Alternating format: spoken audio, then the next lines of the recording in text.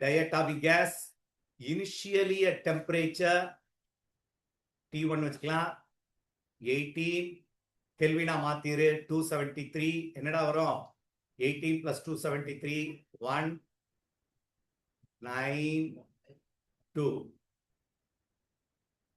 sorry correct 291 is the initial temperature. compressed adiabatically compress பண்ண volume குறையும். அப்போ initial volume V1 final volume is 1/8 of initial volume. Now the temperature T2 is. Your direct question na the temperature after compression final temperature தான் இந்த சம்ல கேட்டிருக்கு. உனக்கு டெம்பரேச்சருக்கும் வால்யூமுக்கும் relation வேணும். PV to the power of gamma minus 1 equal to constant. இது வேணா எப்படி வந்துச்சுன்னு சொல்லிடுறேன். PV to the power of gamma is constant. P இருக்க இடத்துல RT by V போடுவேன். RT by V into V to the power of gamma is constant. இப்போ இந்த ஃபார்முலா என்ன ஆயிருக்குன்னா T into V to the power of gamma minus 1 is constant. Okay, coming to the formula.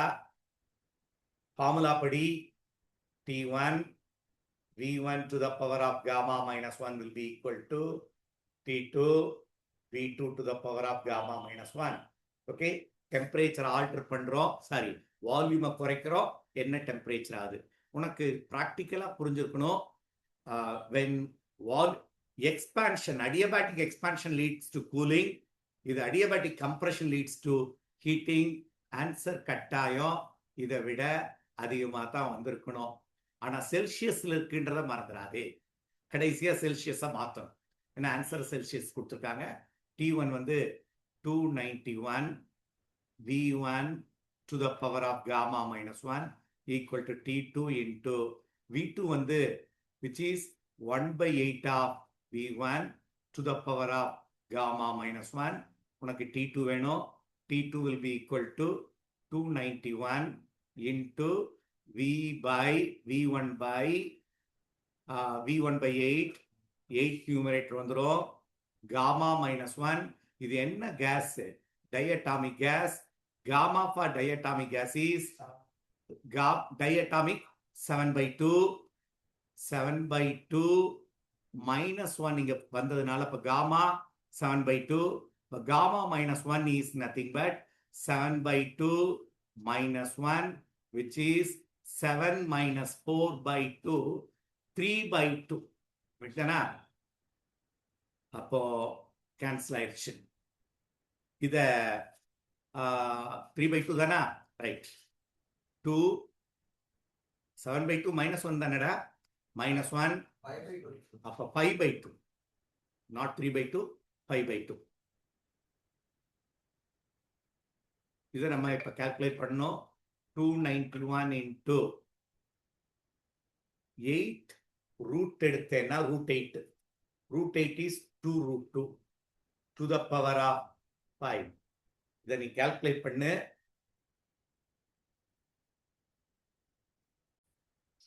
இதுல சின்ன mistake பண்ணியிருக்கோம். gamma is nothing but 7/5 because it is a diatomic gas. diatomic gas 7/5. அப்போ இதுல என்ன வரும்னா என்ன கேட்டிருக்கு இந்த சம்லன்னா T2 தான் கேட்டிருக்கு. அப்போ T2 நம்ம வெளியே எடுத்துருவோம். T2 will be equal to 291 into V1 by 8. 1/8 கீழே வந்துச்சுன்னா V1 to the power of gamma minus 1. 7/5 minus 1 போட்டேன்னா 7 minus 5/2. அப்போ 5/2 வந்து சாரி minus 2 2/5. 2/5 அப்போ to the power of 2/5 இது கேன்சல் ஆயிடுச்சு. அப்போ 291 to the power of இது 2 to the power of 3 போடலாம். 2 to the power of 5. அப்போ ultimately 2 to the power 291 to the power of இது மல்டிப்ளை பண்ணேன்னா 2 to the power of 6/5 வருது. இது நம்ம அப்ராக்சிமேட்டா எப்படி எடுக்கலாம்னா அப்ப T2 will be equal to 291. இதை 2 to the power of 1.2 எழுதலாம். நமக்கு 1.2 எக்ஸாக்ட் வேல்யூ தெரியாது, ஆனா அப்ராக்சிமேட் பண்ணிடலாம். எப்படின்னா 291 இன்டு இது 2 விட கொஞ்சம் அதிகமா இருந்திருக்கலாம்.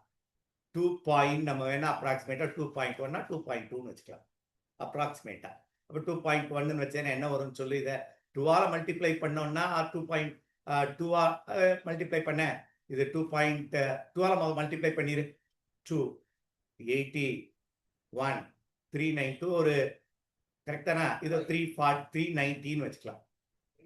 சாரி 519 வச்சுக்கிட்டேன். இது கெல்வின்ல இருக்கு. ஆன்சரை செல்சியஸ்ல கேட்டிருக்காங்க. 590 minus 273 சப்ஸ்ட்ராக்ட் பண்ணு. ஸோ 7 அப்ராக்சிமேட் ஆன்சர் தான் இது. கரெக்ட் ஆன்சர் கிடையாது. 317 அப்ராக்சிமேட்டா 317 கெல்வின் வருது. நம்மட்ட ஆன்சர் ரொம்ப டிஃபரன்ஸ் வருது. 590 தானே. 2 to the power of 1.2 291 calculation right hand பாரு. So 2 18 1 5 590 approximate 590 வச்சிருக்கோமோ. இப்போ இன்னும் அதிகமா வந்திருக்கு டிஃபரன்ஸ். எனிவே நம்ம ஆன்சர் இந்த ப்ராப்பரா நம்மளால கொடுக்க முடியல.